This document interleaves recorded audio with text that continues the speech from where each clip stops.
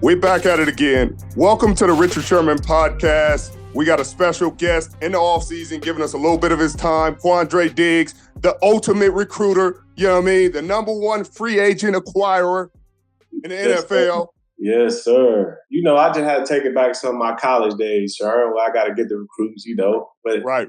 This was the 5-star recruit that you had to get. So, you know, I had to put all my time and effort in that one. Yeah, walk me through that process, because I was behind the scenes just observing and talking to Bob all the time, but it meant a lot to him, you know, what you was doing. Bro, it was crazy because I know Pete and John was getting sick of me because I'm sending old pictures of me and Bobby together, like at practice. Hey, I'm sending the pictures after we played the Rams of me and Bobby talking and all type of stuff. So I go on Twitter and, you know, I'm doing my tweets. You know, you get the fans behind it. You know, it's hard for the GM and for the coach to let the fans down too. So, you know, I got the fans all with it. So, you know, if it don't work out, the fans they're gonna start talking trash. They can't say nothing to me like I ain't do it, you know? Right. So it started getting directed to other people. So I'm like, yeah, I'm finna get this going. I had a whole thing planned out. Well, I ain't mad at it because it worked. He appreciated it. He wanted to be back in the city. I think it was a great idea for both sides. You know what I mean? I don't think the divorce should have happened in the first place. So I'm glad that got annulled and the relationship is continuing because it's a match made in heaven. You got a great all-pro still. You know, He just went somewhere else to show y'all one time, hey, I'm still an all-pro, in case you forgot.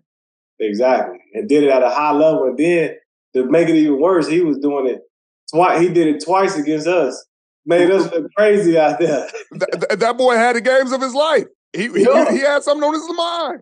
Yeah, and I think for him, it's just like it give him that peace of mind to be back home. You know what I mean? Be around the fam, be around all the guys that he's close to, the cafeteria work. You know how it is at the VMAX. So it just puts you in that comfort zone where you get back to being yourself and he go do the all-pro thing and just ball out and be on and off the field. I don't know if he would have came back if they gave somebody 54. I don't know if this would have worked out so sweet had they gave somebody 54. I'm going to let you know that. So thank goodness EK held it down and didn't get nobody 54. Oh, you know that wasn't going to happen. They couldn't do that, man. They couldn't do that. We got to get that 25 up there next, man. That 25 got to be up there in the Raptors next. I appreciate that, man. Hopefully one day. But you've been thriving out here. You know, tell me about that, because I ain't got a chance to talk to you as much as I want to about the differences between, you know, your time in Detroit. You shine there. So I remember meeting you with your cousin Jammer when you was a young kid. Yeah. Tell me about how your time in Seattle and how you've grown. You know what I mean? You're a captain. You're the leader of that defense now. How things have changed and how you've grown up since you left Detroit. Sherman, you know that's my big brother. Yeah. No. Yeah, that's my brother. I thought it was your cousin this whole time. That's your brother? That's my brother, y'all. That's the crazy thing. That's wow. Just different last names, but yeah, we got different dads, but that's my brother. Grew up in the same house, all that. So when I met you, I was 17 getting ready to go to Texas. Yeah. And I was out there, I think Greg Camarillo had a camp. That's exactly what. My brother was camping out there to coach the DBs, and he was like, you want to slide?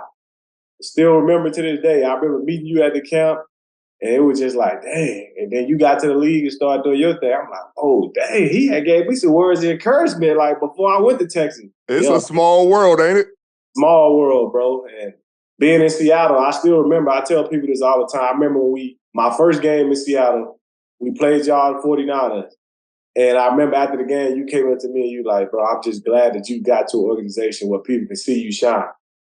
And I'm like, hey, it's crazy that you was in Seattle, Legion of Boom, which made DB, but I ain't gonna lie, y'all boys made DB fun again. You know what I mean? I appreciate that. Because y'all was swagging it out, everybody like, oh, them boys like that. So as being a young guy, I'm in college, I'm like, I want to get to a secondary like that. You feel me? So, you know what I mean? I still appreciate all that, even from 17 to when I was 26, when I had just got this Seattle. Like, that stuff made a mark on my career already. But going to Seattle was huge, bro. Like, you know how it is. You leave a place where, you know, it hasn't been a winning organization. You know what I mean? You have turmoil. You have great players over there, but you just never can seem to get it together. Or, you know, you always feel like you got this curse and, you know, people don't give Detroit the credit they deserve. But I mean, I loved it. I'm blessed that I was able to go there. But coming to Seattle, it's just one of those things where you got to shine if you a DB. Coming in there, you go in the room, you see pictures of you, Earl, Cam, Jay Lane, you know what I mean, BB. You know, then you take it back to Sean Springs and all those guys, and you start looking around. You're like, bro, I got to stand at the uphold, which really reminded me a lot of Texas. Because it's like that DB tradition at Texas is so proud that you never want to let them guys down. So for me, when I got over there, it's like, bro, I got a ball. You know what I mean? Right. Earl, for me, Earl, in my eyes, that's the second greatest safety to ever do it behind Ed Reed. You know what I mean? Talk about it.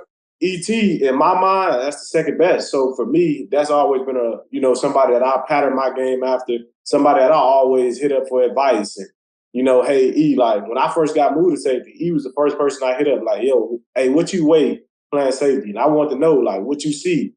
And just the advice he given me, it was just like, to go over there where he had made his career and, he left and it didn't end on a good note, but it was like, you bring another Texas guy here to kind of replace the Texas guy. So I got to do my thing, bro. Like, I can't let Big Bro down. You know what I mean?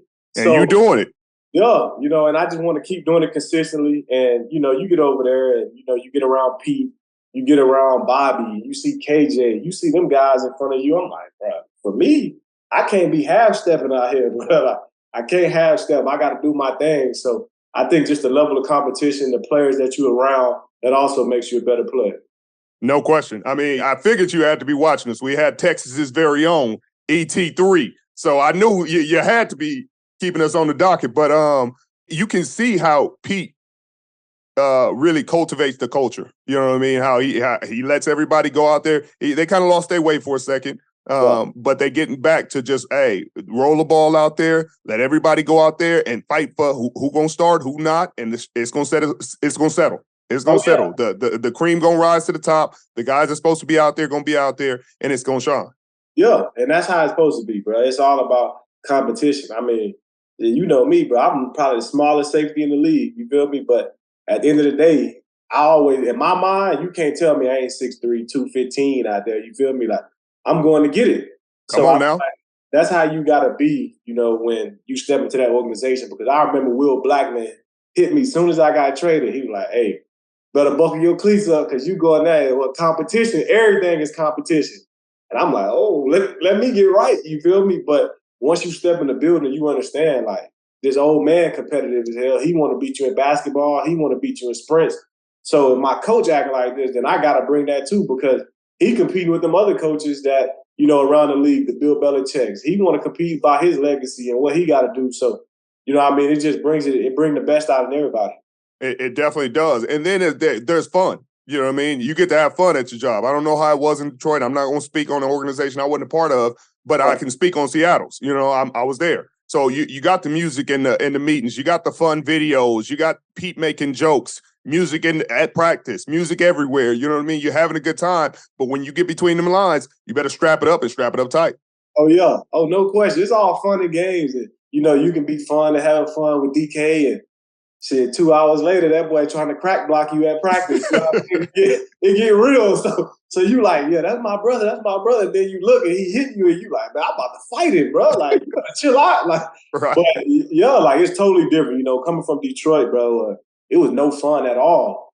My last year and a half there, we ain't had no fun. So when I came to Seattle, it was like completely different, bro. I'm in the meetings like, what's going on in here? You feel me? Like, what is y'all doing in here? Like coaches yelling, we shooting hoops. They got the videos on and you like, bro, ain't no way. So it just makes it more fun where, I can have fun at work, but I can also handle business at work. And that's how it's supposed to be.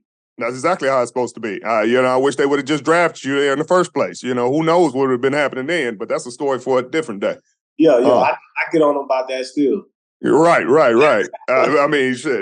Look, come on now. But you still the first safety in NFL history with 6 seasons, 3+ interceptions. So you still, no matter where you was at, you were shining. Gotta get it wherever you can. You feel me? Tell me about Geno. Because obviously it was, coming in the last season, there was a lot of unknowns after Russ left. And people didn't know what to expect in Geno. Geno had played in the league for a decade, been a backup for a while, didn't have a great couple years, but he, again, wasn't part of a great organization, didn't have a great support system, went out there, been putting in the work, and went out there and shine. Yeah. You had to be excited to see him get re-signed and see his contract. Yeah, bro. I'm hella excited for what's happened for him now. You feel me, with the contract, being able to know that you're the long time guy in Seattle. But you could just see the work that he was putting in. I remember when I first got there. You feel me? I get there and I go introduce myself to Geno because we played against each other in college. And I go introduce myself. He's like, bro, I know who you is. You ain't got to introduce yourself. You feel me? And it's like, all right, bet. So, we go to practice and everybody, you hear the stories, you like, oh, Geno Smith. You know how they try to paint you a picture of, this guy's a bust. He ain't did nothing. And I get out there and he's spinning the ball. And I'm like, golly, like, this dude can spin the ball. And you get out there, he run the scout team, and, we got turnover Thursday. And, he's supposed to be throwing picks, and he's dicing us up at practice. Dicing us up. And I'm like, bro, what? So Pete and them kind of get on him like, hey, it's turnover Thursday. You got to. G, like, bro, I'm not throwing picks, bro, so y'all get rid of me. Like, I'm out here competing, bro. I'm trying to get better. Like, if y'all can't pick the ball off when I'm throwing it to the open receiver, then that's on y'all. And from then on, I knew where his mindset was at. You feel me? His mindset was like, bro, I'm trying to get better because I'm trying to be a starter in the league.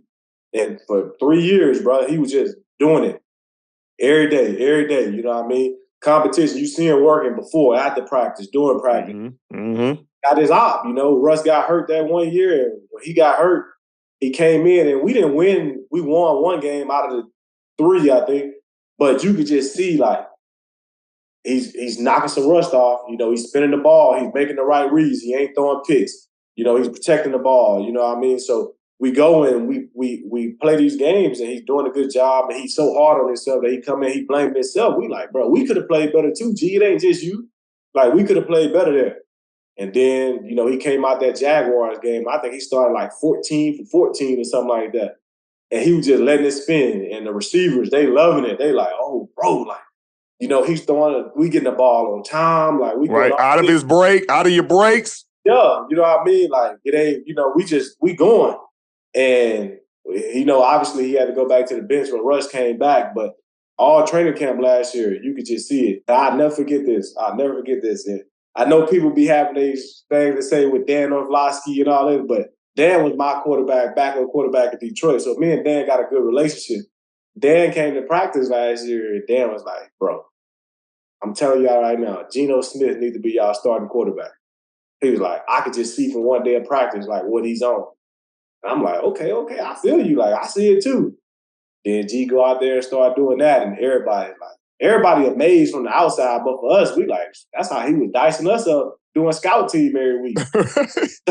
So then you get him a good running game. You got 2 of the better receivers in the league. You know what I mean? And you give him some good tight ends and young old linemen. And, I think he was just locked in, ready to go. And, he's been talking his talk on Twitter for the last 2 years. And now people are really just seeing it because now he had this big year. But he's been talking his talk for a while.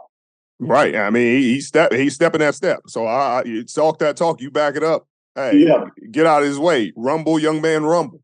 Facts. That's facts. Yeah, I'm excited for him. I mean, because at the quarterback position, you've been healthy. I mean, he hasn't gotten to play for a couple of years, and gotten them reps on his body. So people are like, man, he in his 10th year. It's like, I mean, really like in his 5th or 6th. So he can play as long as his body will let him. And the way he's spinning it, don't look like it's, the velocity is going anywhere. So y'all better watch out. Right, because he's spinning that rock right now. Right, man. How different was Pete than what you expected him to be? It's funny because, you see him on TV, all you see him chewing gum and you see all this other stuff and, you see the excitement and stuff like that. But when I first got there, I didn't really know, like, how big of a, competitor he is. It's serious. Yeah, I didn't understand it. And it was kind of like, golly, bro, I ain't never, you always hear the stories, even from USC and things like that, but you just don't believe it until you see it. And then you see how light he is and you see how routine-oriented he is, Win, lose, or draw, you're going to have the same Monday, Tuesday, Wednesday, Thursday. You know what I mean? That's just what it is, which is cool because you know what to expect. Right. You know what you're going to get from him. No matter if you lost 2 games in a row, you're going to get the same Pete.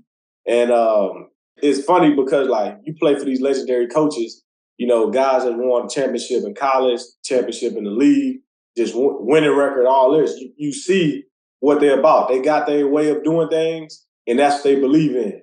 And he don't try to bite anybody's style. He's going to be him. He's going to do it his way, and he think his way is the best way, which to each his own. That's how it is. Same way I think, hey, if I do this in the post, I think that's the right way for me because that's what works for me. But that's how Pete is. And he's a hella motivator. He can get anybody to believe in anything. Anything. he can have you thinking that you the best ever. Right. Just from the way he talks. And when you believe that and you hear that, you like, okay, like this guy's different. Like he's different. And everyone has his pros and cons, but definitely the pros outweigh the cons, by far, because I've had 3 different head coaches. I've had 2 great ones and I had 1 shitty one. And being around Pete and being around Jim Caldwell, it's kind of changed my life and taught me the game a lot more than what I've experienced with another one.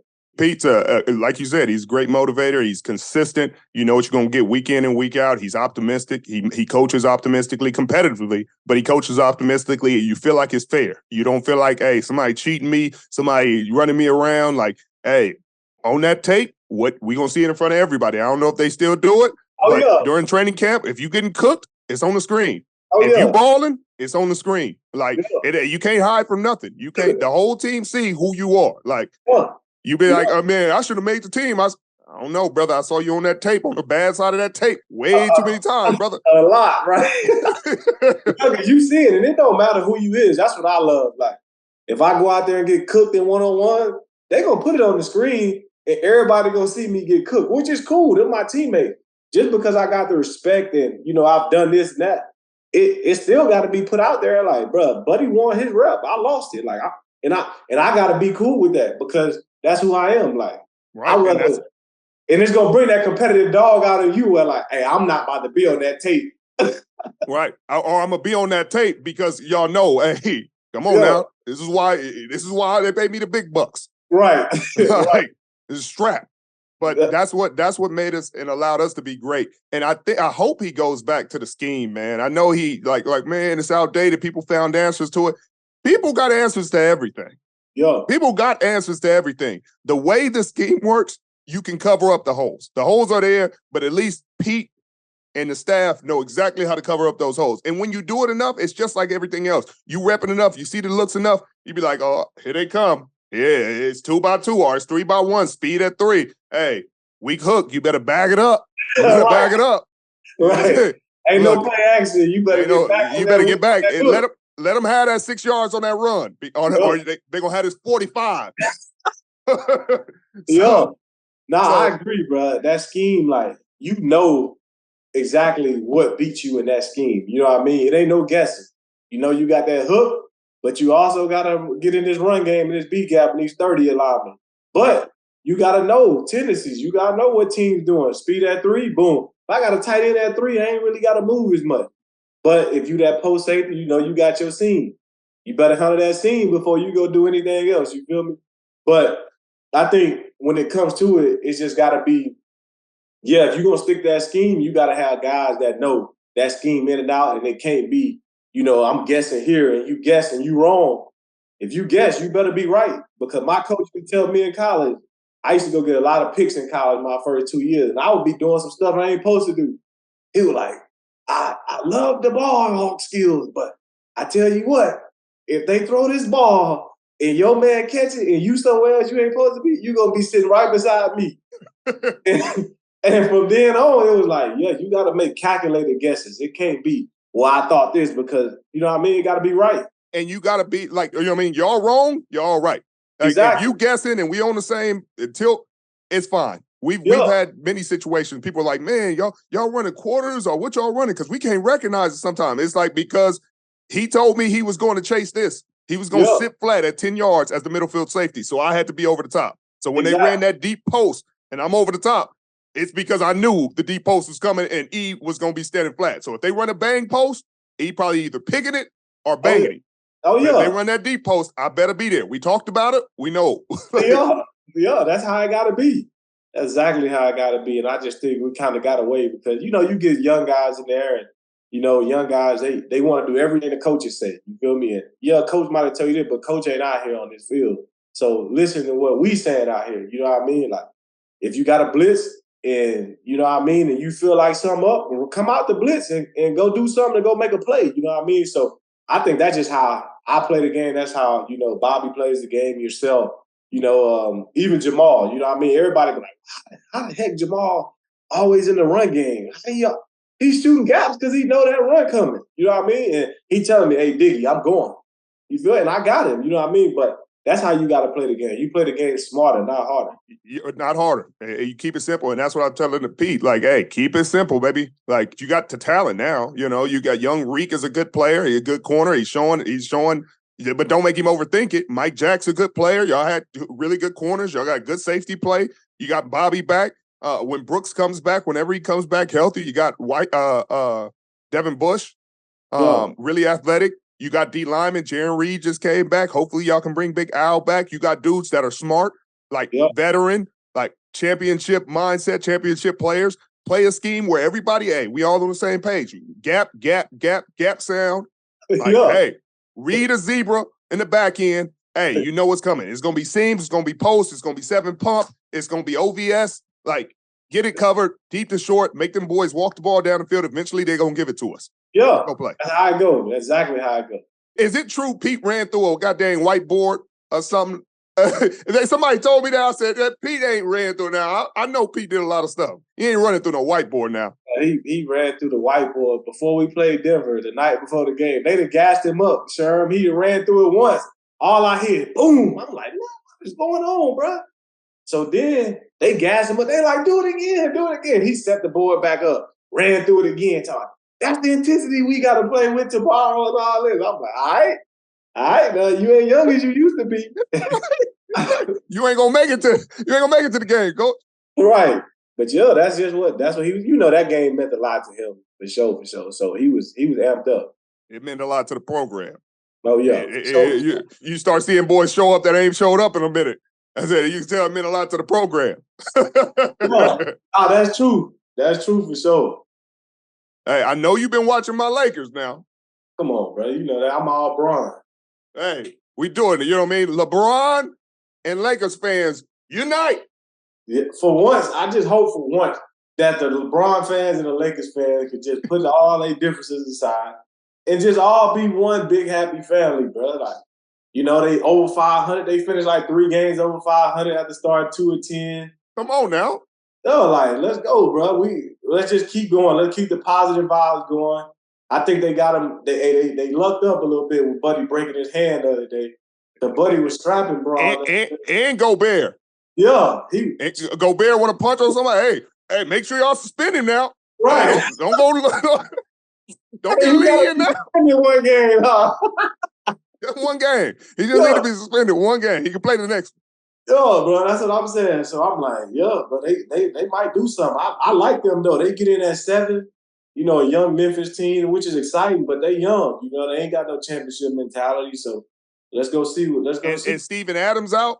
Because that's a big deal for AD. AD, with Steven Adams, it is, you know what I mean? I ain't saying he bullying, but he be having his hands full. He bullying. AD don't want that smoke, dog. Steven Adams strong. Steven Adams is out there like, hey, my paint, you stay over there, shoot threes or something.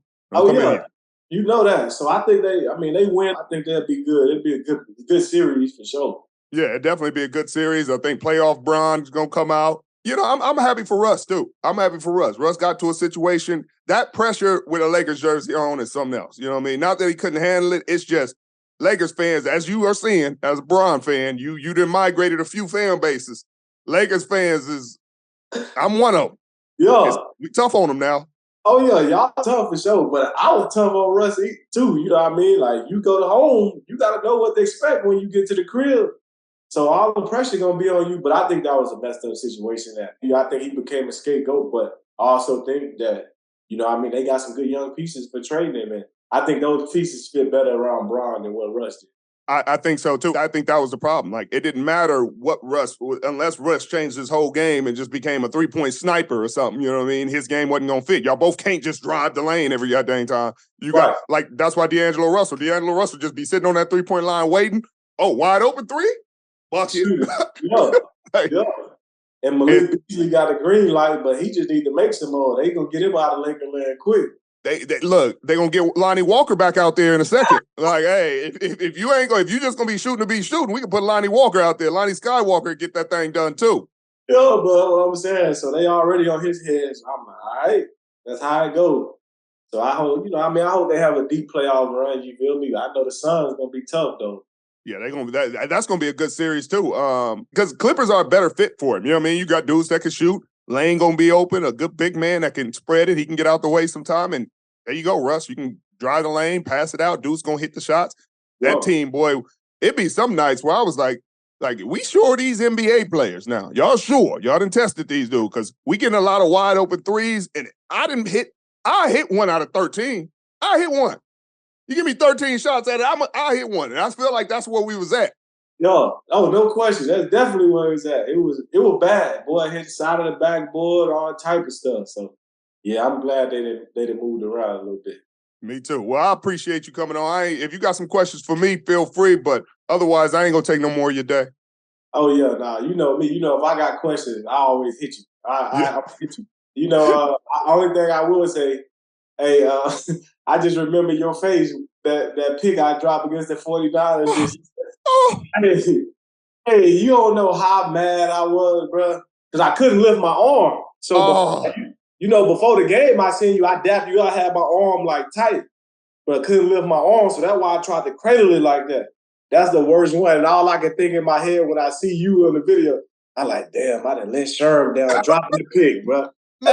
Look, I mean, I was so conflicted in that game, but I was cheering for you. I'm always cheering for you. I'm cheering for Seattle. I'm cheering for. But when you dropped that, because I was like, oh, before the half, you about to act like that? No, I was sick. And the coaches knew. So when they came to the side, they were like, bro, you can't even lift your arm. I'm like, I was like, I wouldn't even try to catch it like that if I could lift my arm. They was like, so when I seen the video of you, I'm like, I'm a text Sherman. But I was so mad in my head that I had dropped it. I'm like, I ain't talking to nobody all weekend, bro. Right. I just had my daughter. That was going to be, that would have broke their back right there. That would have been a backbreaker because they were struggling. Already y'all was strapping them. And you would have took that and probably got kind of nasty with it. You got a little points before the half. I would have been like, all right, now, because that's exactly when you got that. I was about to talk you up the rest of the half. I was about to go on that desk and be like, that's why he the man.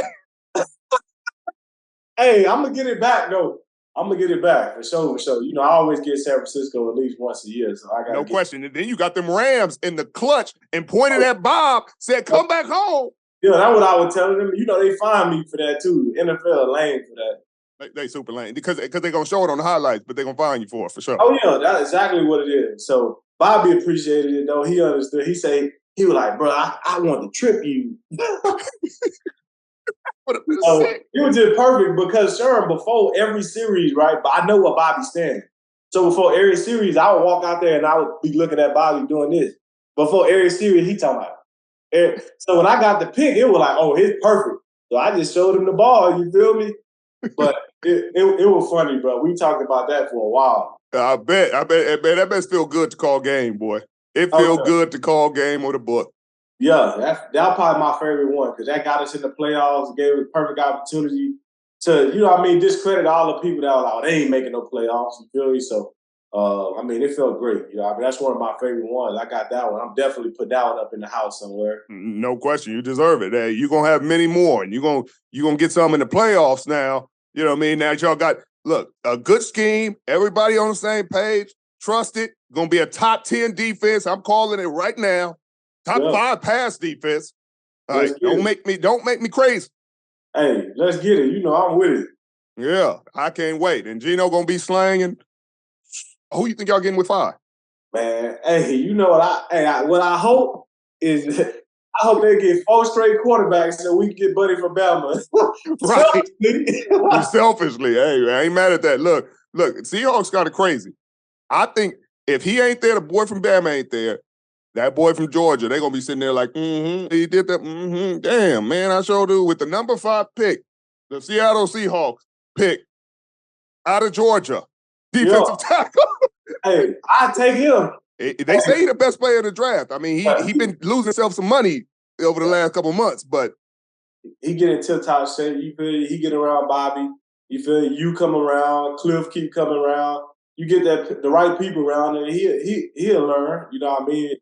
Cam come around. Y'all boys be around, and Bobby and KJ around, and all the people we got on the team. I think it'll be a great fit. Yeah, they not gonna let him leave Seattle. After the Malik McDowell situation, that boy ain't getting on the plane once he get here. They're gonna be like, yeah, okay, make sure you say everything you need to your family. This is your establishment. Look, they might get him a apartment right next to the facility. This is where you live. You just gotta walk to work. We'll have a security escort with you at all times. Right. Welcome to Seattle, baby. Yeah. Do what you gotta do to make him play. Right. Well, I appreciate you, brother. We got to have you on again after you get 6 picks next year. I'm gonna call you again. When you calm down and all the rest of the media get you back on. Say less. I'm going for that All Pro this year. I can't wait. I'm gonna be hyping you up. Yeah, you already said it, so I'm gonna put it out there with you. I'm gonna be sitting there every week you ball. I'm gonna be on that desk. We won't even have y'all game. I'm gonna be talking you up. Yeah. So I know you saw. Yeah, so we got the Cincinnati Bengals and the Pittsburgh Steelers, but Quandre Diggs, I know you had to see. Yo, I need that. I need that All Pro to my name. Yeah, I can't wait. Yes, sir. Well, appreciate you for having me, my dog, always. Anytime, brother. I'll talk to you soon. Yes, sir. All right, now.